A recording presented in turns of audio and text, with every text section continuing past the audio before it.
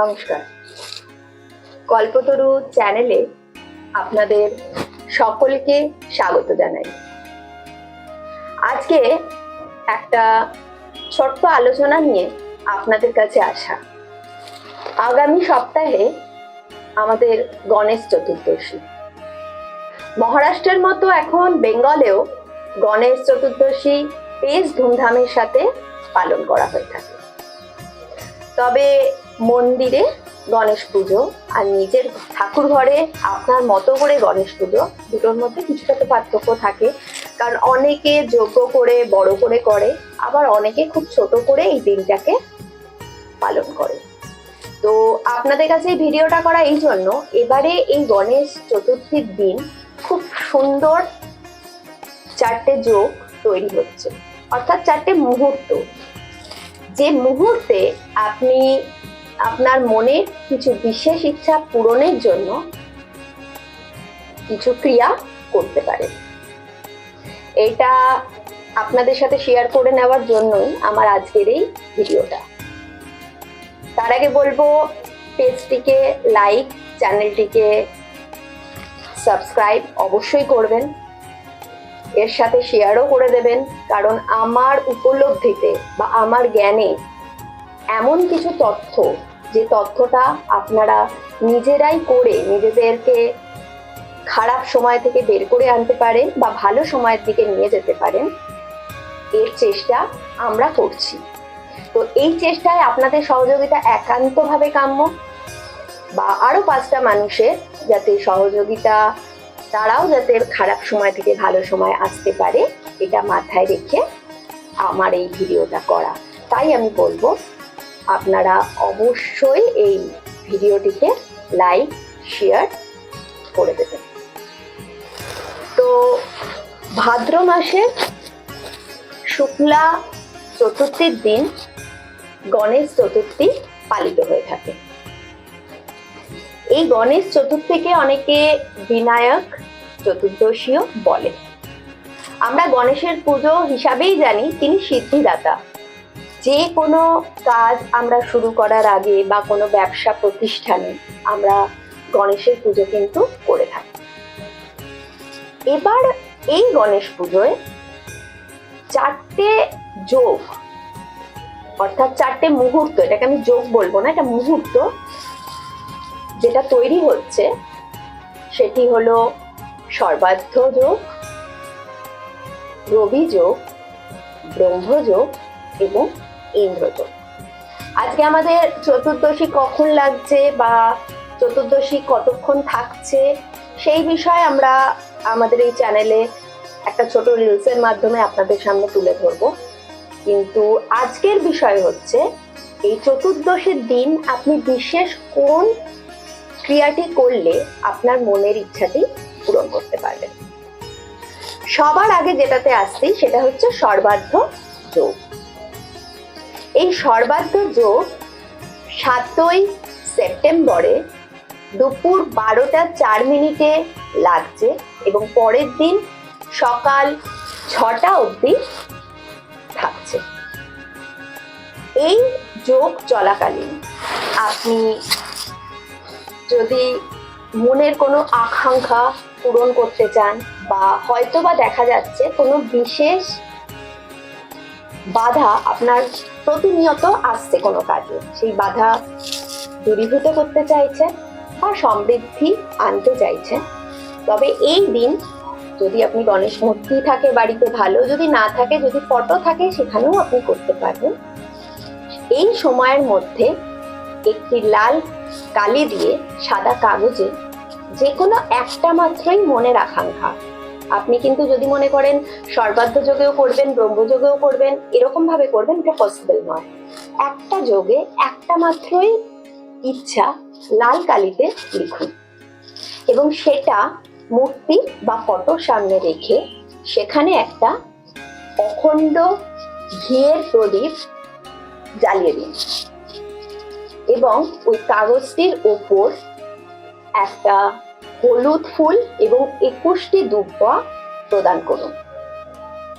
করে 108 বার আপনি গণেশের বীজ মন্ত্র জপ করুন। এই সময় চলাকালীন আপনি 4 বার, এই 108 বার গণেশ মন্ত্রটি জপ করবেন। কিন্তু দেখবেন যেন এই সর্বাধ্য যোগের টাইমটুকুর মধ্যে প্রদীপটি না নেভে, অর্থাৎ প্রদীপটি আপনাকে বুঝিয়ে দেবে যে আপনার সংকল্প পূর্ণ হয়েছে এবং আপনার মনের ইচ্ছা খুব শীঘ্র সম্পন্ন হবে।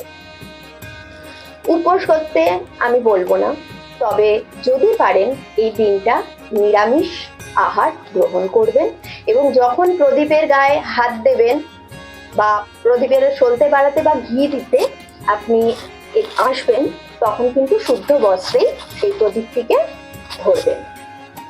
গণেশকে যে আহার বা যে ফল আপনি প্রদান করবেন সেখানে তুলসী পাতা একদমই ব্যবহার করবেন না, কারণ তুলসী পাতার ব্যবহার সেখানে নিষিদ্ধ। কারণ আমরা বেশিরভাগই সব ভোগেই তুলসী পাতা প্রদান করি, এই গণেশের ভোগে কিন্তু কোনোভাবে তুলসী পাতা ব্যবহার করবেন না। যদি প্রদীপটি কন্টিনিউ জ্বলে, অবশ্যই ঘি দেবেন, সলতেও বাড়াবেন, নিজেরাই অনুভব করবেন আপনার আকাঙ্ক্ষা খুব শিগগিরই পূর্ণ হবে। এরপর যে যোগটির কথা আমরা বলবো সেটি হলো রবি যোগ। এটিও কোনো যোগ নয়, এটিও বিশেষ একটা মুহূর্ত। এই মুহূর্তটা কারা ব্যবহার করতে পারে? যাদের কুণ্ডলিতে কোনো প্রকার কালসর্প যোগ, অবশ্যই এগুলো যোগ কিন্তু অনেকে দোষ বলে, তাই আপনারা যেভাবে নেবেন, কালসর্প যোগ বা মাঙ্গলিক যোগ বা কোনো প্রকার গ্রহ শান্তি এইসবের প্রয়োজন হবে, তারা এই রবি যোগে এই বিশেষ ক্রিয়াটি করতে পারে। গণেশ চতুর্থীর দিন সকাল 6টা 2 মিনিট থেকে সেদিনই দুপুর 12টা 34 মিনিট পর্যন্ত এই রবি যোগ থাকছে। এই সময়ের মধ্যে থাকাকালীন আপনার যে গ্রহকে আপনি শান্ত করতে চাইছেন বা আপনার যদি কালসর্প যোগ থাকে বা মাঙ্গলিক যোগ থাকে, এগুলো কাটাতে চাইছেন, সেটা সাদা কাগজে লাল কালি দিয়ে লিখে ফেলুন।